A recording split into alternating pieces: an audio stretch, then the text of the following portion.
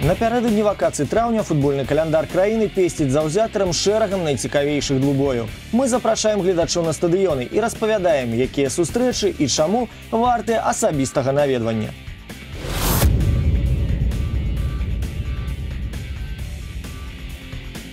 Пасля 4 тураў лепшы клуб краіны мае максімальную колькасць балаў. Адзіная каманда першынства, што яшчэ не прапускала, узначальвае пратакол выніковасці з 6 мячамі. Пры гэтым на ўласным полі БАТЭ гуляе хутка, агрэсіўна і эфектна, што падабаецца заўзятарам як з пункту гледжання выніка, так і з пазіцыі відовішча. І вось у госці да такой дружыны завітае Слуцк, які толькі раз дазволіў апанентам прабіць Барыса Панкратава. Гэта, праўда, каштавала цукровым страчаных балаў, што прывяло да нічыі з Неманам. Тым не менш, як чэмпіён, Менская Дынамо і Днепр, падначаленыя Віталя Паўлава, у першынстве не саступалі, а ў мінулым туры увогуле атрымалі самую буйную перамогу года, скарыўшы Луч 3-0.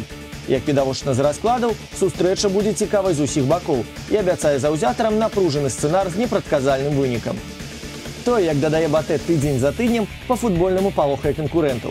Асабліва ў дачыненні да формы барысаўскіх лідараў. Той жа Міхал Гардзяйчук пасля вяртання не пакідае поле без гола. Таму ёсць адчуванне, што і ў суботу жоўта-блакітныя прадэманструюць клас, перавага ў якім пры параўнанні са Слуцкам у чэмпіёна адчувальная.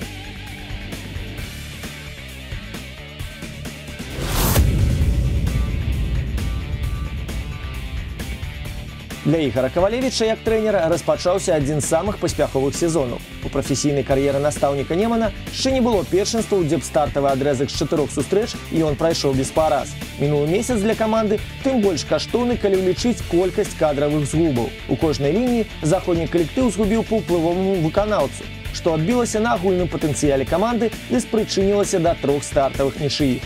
Тым не менш, у мінулым туры гарадзенцы нарэшце перамаглі і ўшчыльную наблізіліся да пула лідараў першынства.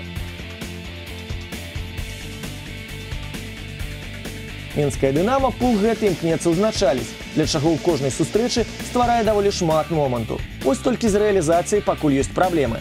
Часткова гэта тлумачыцца адсутнасцю ў складзе Антона Сарокі.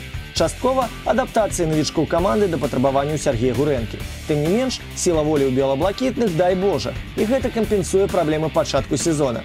Напрыклад, на мінулым тыдні мінчукі цярпліва атрымалі аблогу брамы Гомеля і ў дададзены час здолелі такі атрымаць перамогу. Гэта дэманструе, наколькі небяспечна губляць канцэнтрацыю ў двубоі з Дынама. У мінулым годзе абедзве сустрэчы завяршыліся з мінімальным лікам. Упартая барацьба, шмат цікавых тактычных дробязяў у спробах здзівіць адно-аднаго, велізарнае напружанне, менавіта гэтым характарызаваліся гульні як у Мінску, так і ў Гародні. Мяркуем, што зараз наўрад ці што зменіцца. Як і трыумфатар, каманда Гурэнкі двойчы даказвала сваю перавагу ў 2017.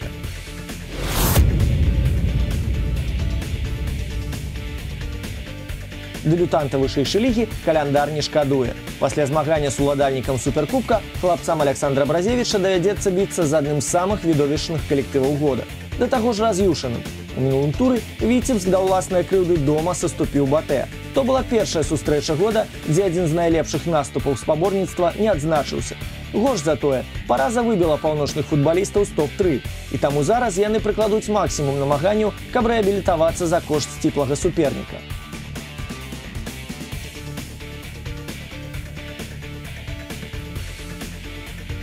Але і смалявішы не лапцем суп з капустай ядуць. Тыдзень таму дэбютанты лічаныя секунды не пратрывалі ў гасцявым двубоі з берасцейскім Дынамо. Гол Няхайчыка скраў смалявішую перамогу на 94-й хвіліне. За гэтага клуб так яшчэ і не зведаў радасці вікторыі ў вышэйшай лізе. Хаця, адзначым, на старце першынства у суперніках каманды хадзілі БАТЭ ды Тарпеда Белас, што і тлумачыць нізкія пазіцыі клуба. Сустрэча з Віцебскам яшчэ адзін іспыт у вясновым шэрагу. Але сёння дружына ўжо выглядае дастаткова закаленай для роўнага двубою з фаварытам.